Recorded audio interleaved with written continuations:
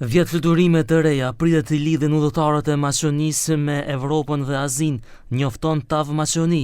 Nga fundi i tetorit fillon orari dimror i fluturimeve 2025-26, me të cilën aeroportet e Shkupit dhe Ohrit do të kenë destinacione të reja dhe linja të rinovuara. Orari dimrori i fluturimeve për vitin 2025-2026 në aeroportin ndërkombëtar të Shkupit përfshin fluturime të rregullta dhe charter, konkretisht 49 destinacione të rregullta që do t'i shërbejnë 17 kompani ajrore dhe 13 destinacione charter që do t'i operojë një kompani ajrore. Përveç 10 destinacioneve të reja, të cilat do të jenë një freskim i vërtet në këtë orar dimror, nuk ka ndryshime të mëdha krahasuar me oraret e dimrit të mëparshëm.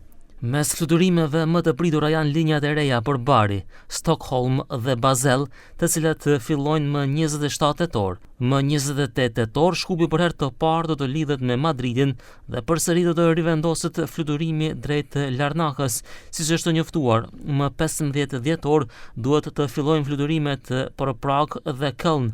Në fund të marsit 2026, sipas njoftimeve, Wizz Air do të rikthejë linjën Shkup-Budapest dhe do të ofrojë një të re drejt Napolit, ndërsa Ohri do të ketë lidhje me Milanon.